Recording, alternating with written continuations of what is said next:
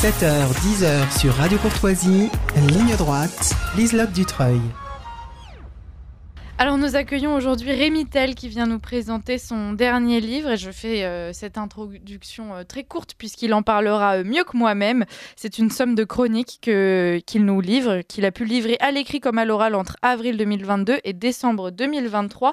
Et avec moi pour mener cet entretien, François Bousquet, comme d'habitude, rédacteur en chef de la revue Éléments et directeur de la Nouvelle Librairie. Bonjour à tous les deux. Bonjour. Alors, bonjour Liselotte, bonjour toi. Merci d'être parmi nous, Rémi. Merci de m'accueillir. Pour commencer, alors, pourquoi le choix d'un tel titre ? Moi, c'est la première chose qui m'a interpellée parce que finalement, je l'ai trouvé un peu lugubre. Est-ce que j'ai raison de le penser ? Alors, il y a une forme paradoxale dans l'encre du néant, c'est-à-dire d'essayer de construire quelque chose à partir du vide sidéral qui semble si souvent s'être emparé de l'époque. Et vous connaissez cette locution latine ordo ab chao. C'était ma modeste ambition à travers cet ouvrage, c'est-à-dire de faire une photographie de la situation. Et cette situation, effectivement, est sombre.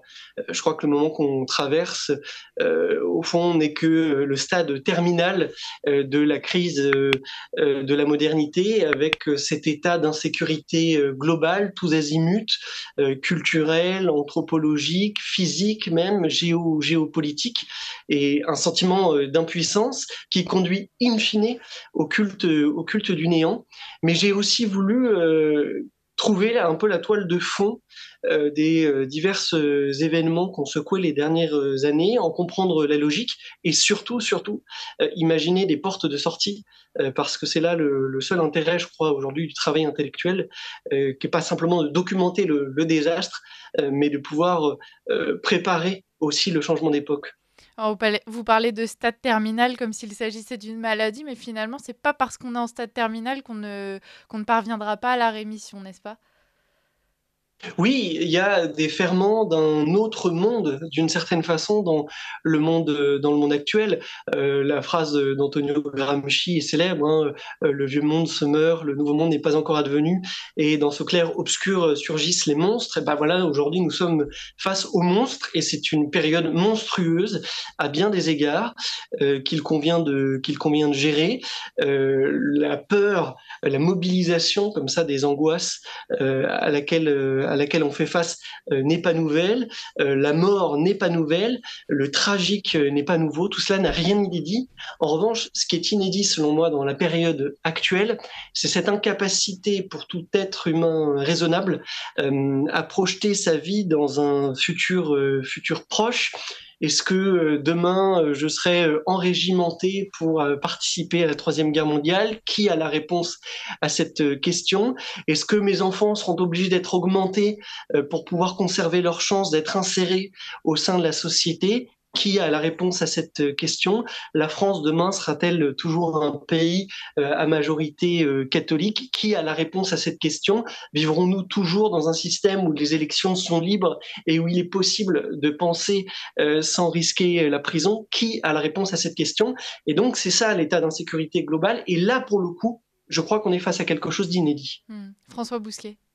Oui, alors le tableau, en effet, vous avez raison, Liselotte est assez sombre, mais il ne fait que retranscrire, Rémi Tel l'a dit, photographiquement la réalité. Rien de nouveau sous le soleil, sauf une chose centrale, peut-être, me semble-t-il, hein, dans cette catastrophe et ce désastre que vous dépeignez, c'est, moi je recours à un anglicisme que les auditeurs me pardonnent, hein, c'est la catastrophe qui affecte la nature même de l'homme, hein, qui est la catastrophe, ce qui est the big one, hein, si je puis dire, par rapport à toutes les catastrophes que vous décrivez, parce que vous décrivez une convergence des catastrophes, comme disait l'autre, hein, mais par-dessus ces catastrophes, il y a une catastrophe centrale, hein, c'est le statut de l'homme. Hein. Oui, pour la première fois depuis que l'histoire humaine a commencé, on s'achemine vers une divergence anthropologique avec une dénaturation de l'espèce humaine. Il ne s'agit pas de fantasme, puisqu'il y a quelques semaines, quelques jours, l'entreprise Neuralink d'Elon Musk a neuroprothésé le premier être humain qu'on a pu observer jouer à la console par la simple force de l'esprit. Et donc là, on est sur une évolution de type anthropologique, et avec peut-être un début de coexistence de deux espèces humaines, comme jadis l'homme de Néandertal et l'homme de Cro-Magnon ont coexisté.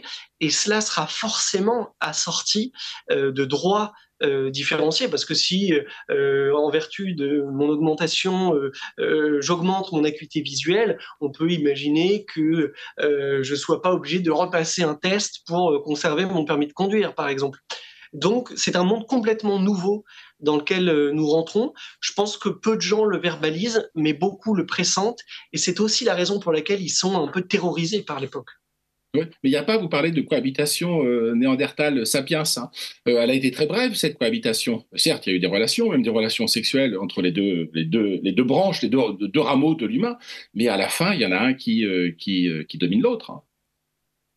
Oui, et il y a une logique de l'histoire. Elle est décrite par exemple par Laurent Alexandre, qui a au moins le mérite de poser des questions salutaires, en expliquant que les gens comme nous, qui ont plutôt une approche traditionnelle, ou en tout cas techno-critique, vont être remplacés démographiquement, puisque terrorisés par le monde actuel, ils refusent de faire des enfants. Et donc les techno-progressistes, pour reprendre son appellation à lui, sont, selon sa logique, condamnés à l'emporter. Et ça, c'est des chemins qui sont déjà en train d'être tracés et qui le seront peut-être irrémédiablement d'ici une dizaine d'années. Il y a une question qu'on pose assez peu parce qu'elle est très contre-intuitive, qui est celle de la logique exponentielle. Je crois qu'aujourd'hui, la technologie a pris définitivement le pas sur la politique et la technologie est animée par cette logique de croissance exponentielle. Et donc, quand on est au début de la courbe, on a du mal à saisir quels peuvent être les aboutissements d'un phénomène, mais pourtant, ils arrivent vite et ils arrivent fort. Alors, pardon, je vous ai coupé. Oui, vous citez Rémitel, Laurent Alexandre. Je laisserai de côté Laurent Alexandre. Pourquoi? Parce qu'il a un côté futurologue pour Cyril Hanouna, si je puis dire. Hein. C'est un peu le Jacques Attali de la Silicon Valley. Je m'en tiendrai plutôt à Elon Musk. Nous avons consacré dans le dernier numéro d'Éléments un grand portrait à Musk. Hein. C'est un personnage très ambigu. Vous citiez Neuralink. Neuralink, c'est donc une interface entre la machine et l'homme, hein, qui serait dans le cerveau et qui permettrait d'introduire l'intelligence artificielle au cœur même de l'être humain. Mais parallèlement à ça, Musk, me semble-t-il, hein, est très, très alarmiste hein, sur cette question de l'intelligence artificielle qui est en train de nous coloniser.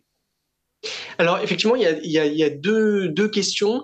La première sur Elon Musk depuis longtemps, et ce livre d'ailleurs contient un texte qui avait été produit pour Radio Courtoisie à ce sujet. J'alerte sur Elon Musk et la Musk mania d'une partie de la sphère alternative qui me semble être complètement dangereuse, parce qu'Elon Musk, c'est effectivement l'homme de la dénaturation de l'homme, d'une certaine façon, par ses neuroprothèses Neuralink, tout en prétendant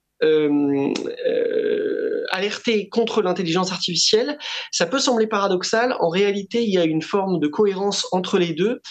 Beaucoup de technophiles et de transhumanistes aujourd'hui considèrent que le seul moyen pour l'homme de rester dans le coup, d'une certaine façon, c'est d'être augmenté parce que sinon l'intelligence artificielle les grands remplacera.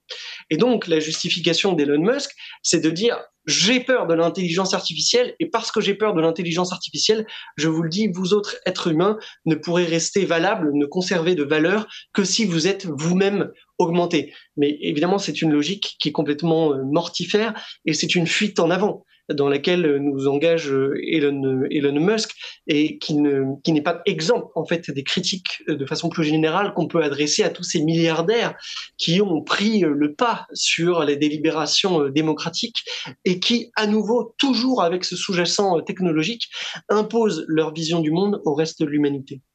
C'est le titre de l'une de vos chroniques rédigées justement pour Radio Courtoisie en août 2022. La chute se précise en silence et vous débutez en admettant que l'homme aime avoir le beau dans le tragique, que voilà, qu'il se plaît presque à s'imaginer dans le rôle du dernier témoin du monde, mais bien souvent ça n'est pas arrivé. Aujourd'hui, ça semblerait que ça puisse réellement être le cas. Est-ce que c'est justement parce que cette fois on assiste à cette intervention de la technologie qui vient dénaturer l'homme ? Oui, je crois que la question technologique est largement évacuée du débat public, en tout cas du débat au sens du débat de masse, et pourtant elle est le précurseur d'une certaine façon, l'accoucheur, le principe actif et explicatif du monde moderne. Et la technique, l'innovation technologique en réalité précède la politique n'étant devenue qu'un objet d'adaptation de la condition humaine aux exigences du système technologique. Alors à nouveau, si on se replace il y a 50, il y a 100 ans, il y a 500 ans, on peut trouver des périodes de l'histoire qui étaient infiniment plus meurtrières par les guerres, par les épidémies, que celles que nous connaissons aujourd'hui. Mais les repères n'étaient pas inversés de façon chronique comme ils le sont dans le monde du XXIe siècle, et la nature humaine n'avait pas à changer. Regardez les débats qu'on a eus ces dernières semaines. L'inscription de l'IVG, ce que Simone Veil qualifiait de drame, et même sa célébration au cours d'une grande messe républicaine dans la Constitution. Le projet de légalisation de l'euthanasie, l'excitation de la menace nucléaire à nos portes, la baisse historique de la fécondité dans le monde occidental et singulièrement en France, le plus haut jamais observé de la dette, le premier homme neuroprothésé. Évidemment, dans l'angoisse et la forme d'hystérie contemporaine, il y a une part psychologique. Et on est aujourd'hui dans l'acmé de la société du spectacle, c'est très clair, où le moindre événement à l'autre bout du monde peut susciter l'émotion chez nous et crée donc de proche en proche une forme d'hystérie permanente. Mais en revanche, c'est à nouveau inédit d'être dans cette situation où il est impossible de projeter sa vie et de concevoir ce à quoi elle pourrait ressembler d'ici 5 ans. Voilà. Est-ce que je devrais quitter mon pays?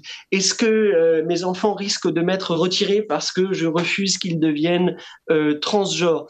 Est-ce que y aura des droits différenciés selon le statut augmentatif des uns et des autres? C'est la première fois dans l'histoire humaine que de telles questions sont posées et que les questions, d'une certaine façon, sont infiniment plus nombreuses que les réponses, ce qui explique aussi, à mon avis, la difficulté que nous avons dans la dissidence, pour parler simplement, à construire un projet alternatif. Parce qu'en réalité, on est en train de rattraper des balles de tennis toute la journée, chaque jour son nouvel objet de scandale.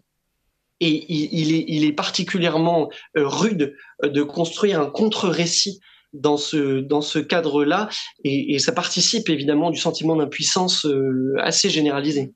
Vous trouvez, pardon, François, question assez rapide, vous trouvez justement qu'il y a de la beauté du coup dans ce tragique? Oui, parce qu'il y a beaucoup de gens qui tiennent. Et j'en parle aussi dans l'ouvrage. Il se trouve que pour des conférences, et puis parce que je partage ma vie entre la région parisienne et le Tarn, j'ai fait près de 60 000 kilomètres sur les routes de France durant les 6 derniers mois.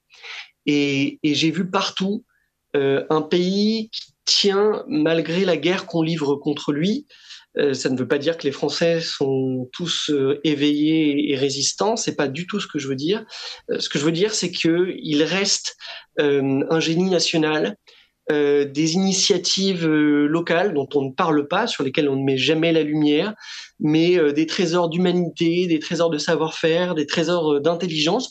Je pense que la France a un rapport ambivalent avec la modernité. Elle en est à la fois l'auteur avec l'idéologie des Lumières, qui n'est que le pendant politique de la société des machines, et en même temps, elle en a souffert plus que les autres nations du monde. Regardez par exemple le nombre d'arrêts de travail qui sont liés à une souffrance bien réelle au travail. Je pense que c'en est une forme d'illustration.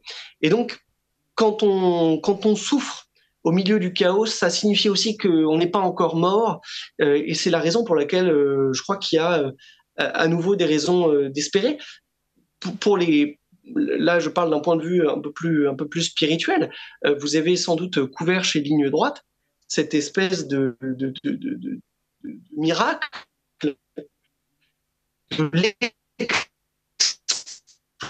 l'explosion du nombre de baptêmes. Là, pour la Pâque, une année enregistrant une hausse de 28%.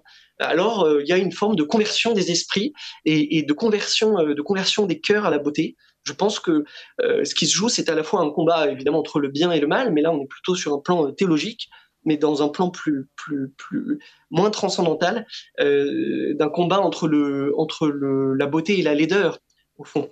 Et forcément, à cette laideur extrême, répond un besoin accru aussi de se tourner vers la beauté. Et c'est là où réside l'espoir, selon moi. François Bousquet. Oui, il y a assurément, mais on y viendra sur les solutions, une dimension spirituelle. De toute façon, la crise que nous traversons est une crise de l'homme, dans l'homme, donc c'est donc avant tout une crise spirituelle. Mais toutes les expériences que vous décrivez, Rémy Tel, pour louables qu'elles soient, et qu'elles sont du reste, c'est que néanmoins le pot de terre contre le pot de fer, moi je voudrais même dire contre le pot de titane, parce qu'on est confronté, ou de silicone, peu importe, on est confronté à quelque chose qui est tout puissant, qui se déploie planétairement. Comment faire? Parce que tout ce que vous décrivez, c'est un emballement, c'est une accélération. Il y a pas mal de livres qui ont été consacrés à l'accélération. Il y a un sociologue allemand, Hartmut Rosa, qui a dit que le régime de la modernité, c'est l'accélération, c'est l'emballement. Comment on met en place des stratégies de ralentissement, de décélération, si je puis dire, mais qui ne soient pas marginales, parce qu'on est condamné à la marginalité. Comment faire pour transformer la marginalité en quelque chose de plus global, de plus général?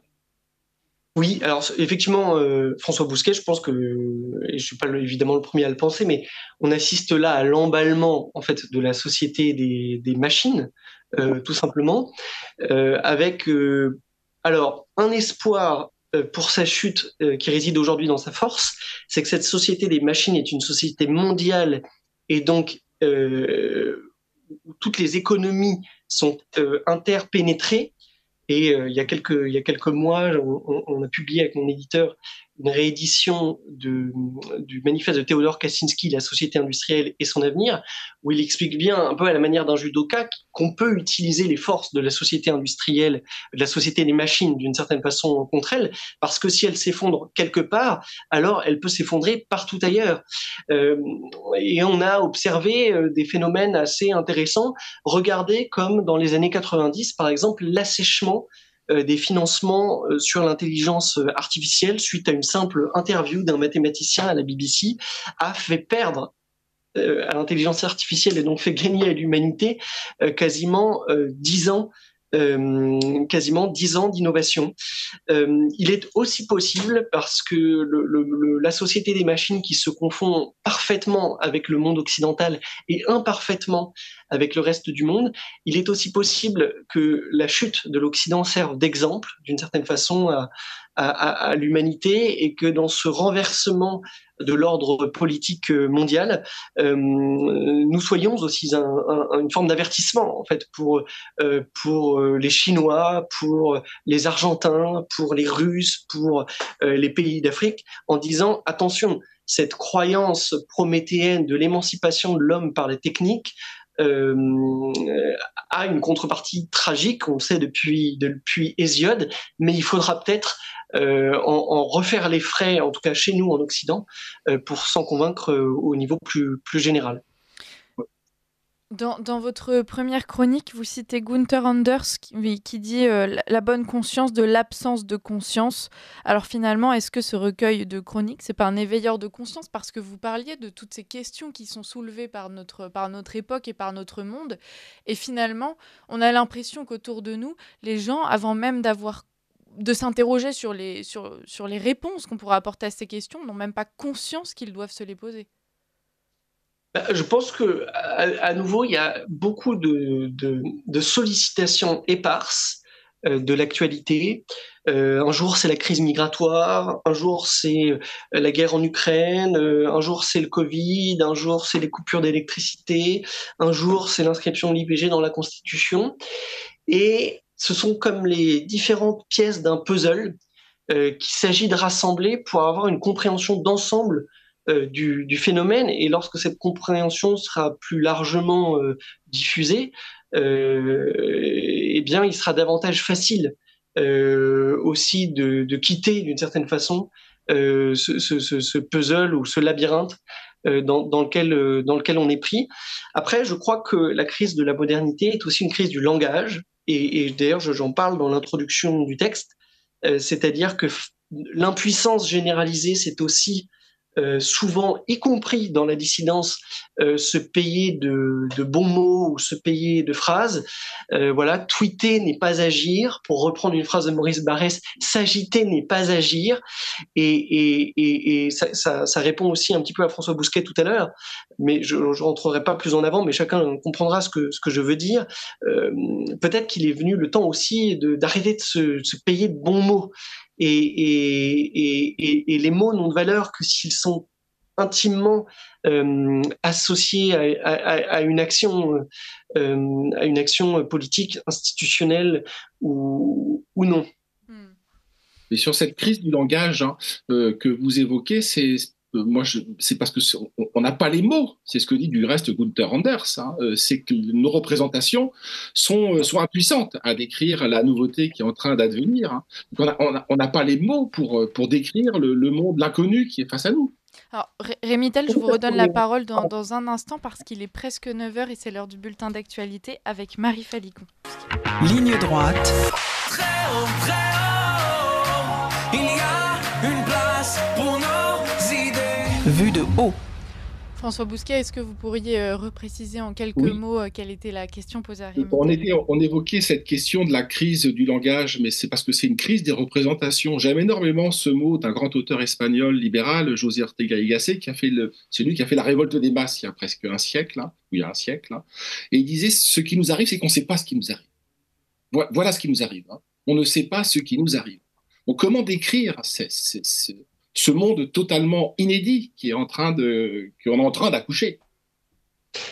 La complexité, c'est que la langue se construit toujours sur des références et des compréhensions communes construites au fil du temps. Or, la société des machines est intrinsèquement instable, puisque l'innovation technologique sur laquelle elle est assise évolue en permanence.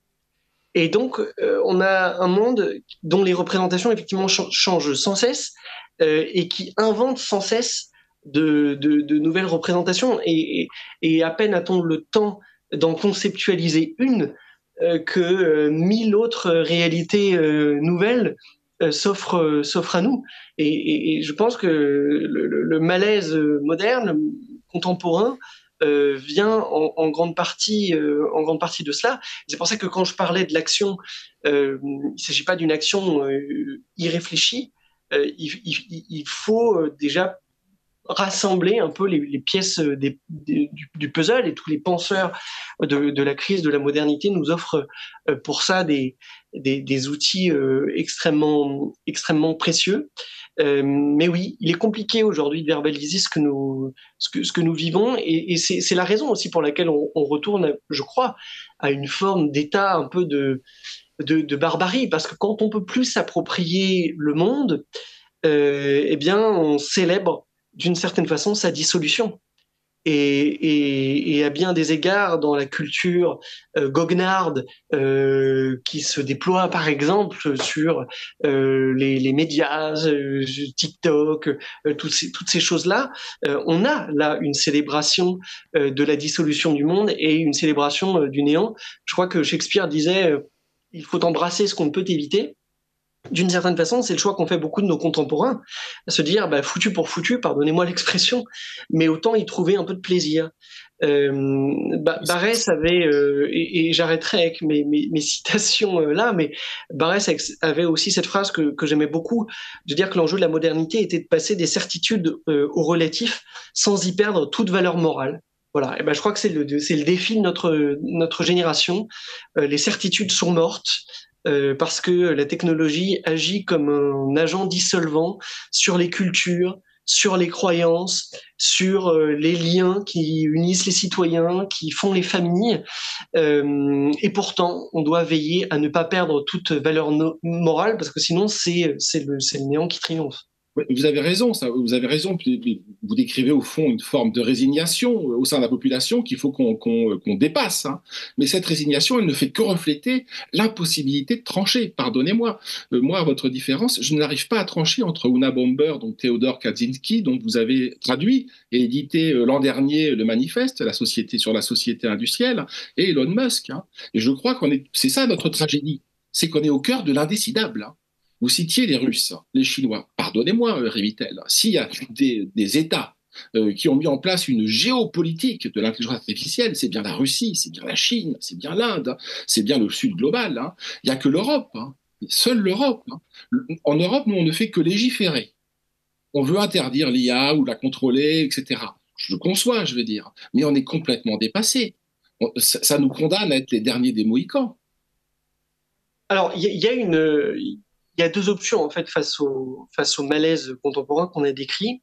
Soit on considère qu'il est intenable. Enfin, je pense que en fait que ce soit les transhumanistes ou les technocritiques, tous considèrent que la situation actuelle est intenable pour l'homme. Simplement, il y a deux façons d'y répondre. Soit on revient en arrière ou on invente un autre monde débarrassé d'une certaine façon de la logique des machines, en tout cas à son échelle industrielle, soit, et c'est le tenant, enfin c'est le parti que prennent beaucoup de transhumanistes par exemple, on adapte l'homme à cette réalité nouvelle en lui permettant de l'accepter par la manipulation psychologique, par la manipulation biologique, par la manipulation génétique. Regardez comme ce qui se passe aux États-Unis avec la crise des opioïdes ou en France avec l'explosion du trafic de stupéfiants. La manipulation psychologique est un phénomène qui est quand même très propre pour le coup à la modernité. Hein. Qui atteint une échelle industrielle à partir de la Première Guerre mondiale. Sur la manipulation génétique, je ne reviendrai pas là, mais je pense que tous les auditeurs de Radio Courtoisie auront une idée de la façon dont elle a pu s'illustrer ces dernières années.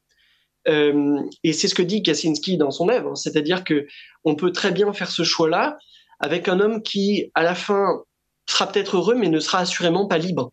Et au fond, et c'est là où il y a une dimension indécidable, et je vous rejoins, François Bousquet, c'est qu'on se retrouve dans la fable du loup et du chien de La Fontaine, à savoir, préfère-t-on un état de liberté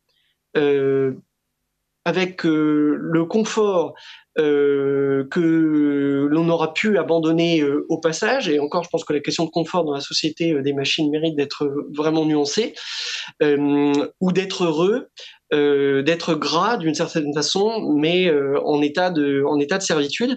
Et c'est là où j'admets qu'il y a un caractère indécidable qui dépend pour beaucoup de l'instinct en fait de chacun ou de croyances extérieures religieuses, par exemple. Allez-y, François Bousquet.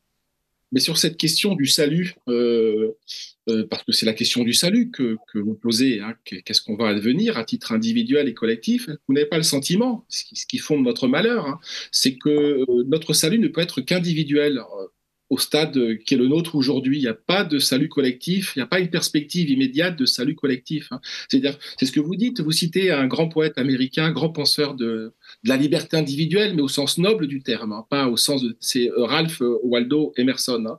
Et vous disiez que la fonction de l'intellectuel, pour lui, c'était d'apprendre à marcher à l'estropié. Et vous, ce que vous proposez, c'est au contraire, c'est l'évasion. C'est sortir de ce monde-là. Et votre comparaison, qui est très belle, hein, qui ouvre le livre, c'est que vous dites que nous vivons dans une colonie pénitentiaire, hein, pour mineurs, parce que c'est un bac à sable. Hein. Mais comment on sort de ce monde-là individuellement? Je crois qu'on peut y arriver, la preuve par vous, mais comment on sort plus largement? Comment on sort une communauté? Comment on l'extrait de ce monde? Alors, je vais vous faire une réponse qui peut sembler un peu paradoxale, mais je crois que seul le groupe forme l'individu. Et ça a été une erreur, me semble-t-il, profonde du libéralisme de croire qu'on pouvait partir d'une somme d'individus pour arriver au groupe, alors que l'individu passe nécessairement par le groupe pour se réaliser lui-même. Lorsque le bébé girafon naît, il est quasiment fini. Au bout de quelques heures, il a la possibilité de marcher et en quelques mois de fonctionner de façon complètement autonome. C'est pas le cas pour l'être humain. Et lorsqu'on a cherché à vérifier si c'était possible, je pense notamment au cas, ça devait être au XVIIIe siècle, du jeune Victor de l'Aveyron, on s'est rendu compte qu'un être humain livré à lui-même sans la médiation du groupe, en fait, devient un sauvage et pas un bon sauvage comme le pensait Montaigne ou comme le pensait Rousseau. Ce qui signifie que l'émancipation, elle se fait toujours, je crois, elle est indispensable, c'est un horizon, l'émancipation réelle, hein, pas au sens d'une émancipation de consolation, comme je peux rien décider sur ce à quoi ressemble ma vie, je décide que désormais je m'appelle plus Rémi mais Rémiette et que je suis pas un homme mais une femme, qui pour moi sont des tentatives désespérées et pathologiques de reprendre le contrôle sur une vie sur laquelle on n'a plus aucun contrôle. Mais donc cette émancipation réelle et véritable et authentique, moi je l'appelle de mes voeux et c'est mon horizon à titre personnel, mais je crois qu'elle ne peut se former qu'au contact du groupe et de ce que le groupe produit comme pensée. Et c'est pour ça que la culture est à ce point essentiel en fait à l'émancipation individuelle. Donc j'ai pas de réponse claire véritablement à vous apporter. Oui, à la fin, c'est l'individu et c'est l'émancipation de l'individu qui est importante, mais pour ça, ça suppose la médiation du groupe et donc qu'on renonce pas à toute forme de culture, et c'est bien ce qu'à travers nos activités diverses d'édition, de journalisme, etc., on essaie de faire au quotidien. Si vous permettez, Liselotte, une question encore. Allez-y. Vous évoquiez un peu plus tôt dans l'entretien de faire émerger un contre-récit.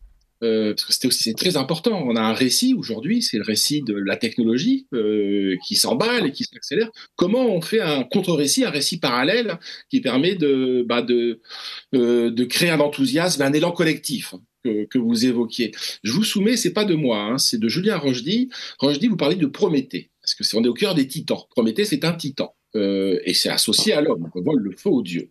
Dominique Vénère disait que l'Europe, c'est un équilibre entre Prométhée et Orphée, entre la puissance et la poésie. Mais Rochdy avance l'hypothèse suivante, hein, il a plusieurs frères Prométhée, dont un frère qui porte la terre. Hein. Vous voyez, il suffit que j'ai un trou le frère de Prométhée qui porte la terre, hein, je ne l'ai plus en tête, hein, bon, qu'importe. Hein. Comment on fait pour faire émerger un contre-récit ? Alors, c'est une question très difficile et je ferai un effet de manche en prétendant y répondre. Kaczynski, on en parlait tout à l'heure, s'y est essayé en expliquant que la nature pouvait faire office de contre-idéal. Moi, j'y vois plusieurs objections. La première, c'est que tout comme, pour nous ramener à la question précédente, je pense qu'à la fin, la solution est quand même individuelle et qu'il ne s'agit pas d'enfermer tout le monde dans une vision commune. Et en plus, cela supposerait aujourd'hui de recourir nous-mêmes à des techniques de manipulation pour faire adhérer finalement la population à ce contre-récit. C'est la complexité du monde des machines, c'est qu'il avance et nous condamne d'une certaine façon à nous positionner en nous opposant et en nous opposant seulement. Il y a quand même quelques voix et la voix de la terre que je préfère au terme d'écologie ou la voix de la terre est peut-être l'une d'entre elles. Il se trouve que je fréquente chaque semaine des gens qui ont complètement cessé de participer d'une certaine façon à la vie nationale, qui sont pourtant de vrais patriotes, mais qui ont une intériorité nourrie par un terroir. Et donc, c'est peut-être là aussi qu'il y a des pistes à me donner. Je pense beaucoup que l'un des grands malheurs de la France, c'est que l'idéologie des Lumières, qui à nouveau n'est que le pendant politique de la société des machines, a écrasé en réalité notre pays au profit de sa capitale. Et donc, je pense beaucoup, je suis absolument convaincu que si espoir il reste, sans doute se loge-t-il à l'extérieur de Paris. Ça répond pas complètement à votre question. Non, mais je préfère être honnête dans ma réponse. Pardonnez mon trou de mémoire, c'était le frère de Prométhée, c'est Atlas. Atlas, il soutient le monde. Hein. Et c'est ce que dit Rochdy. Et ce titan, Atlas, qui soutient le monde, peut peut-être le rendre aussi soutenable. Hein. Mais ce que vous décrivez, il faut qu'on réhabite la Terre. Hein. Il faut qu'on se réenracine. Hein. Oui, et je crois que la France doit renoncer, ça va pas plaire à beaucoup d'auditeurs peut-être de Radio Courtoisie, mais je crois que la France doit renoncer, en tout cas pour un temps, à toute prétention universelle. D'une part parce que nous n'en avons pas les moyens, nous n'en avons plus les moyens, nous n'en avons plus les moyens militaires, nous n'avons plus la légitimité intellectuelle, morale politique pour le faire. Et un peu comme un malade en convalescence, il va falloir prendre du temps pour nous. Voilà.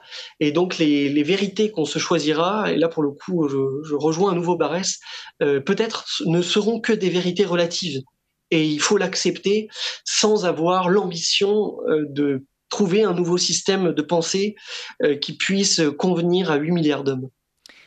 J'avais beaucoup d'autres questions, mais l'heure défile. Rémy Tel, alors on va clore en un peu plus d'une minute, si vous voulez bien. Finalement, cet ouvrage, il dresse un constat assez alarmant, assez lugubre, hein, comme je le disais au début. En revanche, c'est aussi un livre qui redonne espoir, justement, et qui pousse à l'engagement. Le sous-titre, c'est Penser l'époque pour en changer. Alors, on comprend bien qu'on passe par cette réflexion, par cette prise de conscience. Vous poussez à l'action aussi. Oui, assurément. Voilà, je n'irai pas plus en avant dans mon analyse, parce que chacun comprendra, mais chacun voit aujourd'hui que comment dire, la politique au sens procédural et institutionnel, et ces recours sont épuisés. Mais ça suppose à nouveau de le faire en réfléchissant à la question du sens. Moi, j'avais été assez frappé en participant un peu au mouvement d'émeute de l'année 2023, du fait que les opposants à la société du néant étaient eux-mêmes, d'une certaine façon, les acteurs d'un certain nihilisme, dénué d'organisation, dénué d'objectifs, et qui condamnaient donc par avance leur révolte. Donc ça suppose un travail de réappropriation politique profonde d'une certaine façon, et j'espère que cet ouvrage pourra, avec d'autres, y contribuer. Ouais, et surtout ne pas tomber dans le fatalisme. Merci beaucoup Rémy Tel et François Bousquet d'avoir été parmi nous. François Bousquet, je rappelle que vous êtes rédacteur en chef de la revue Éléments, directeur de la Nouvelle Librairie. Et puis Rémy Tel, vous êtes cofondateur du collectif Peuple Libre, auteur de plusieurs ouvrages, dont le dernier, À l'encre du néant. Merci beaucoup à tous les deux et à très bientôt.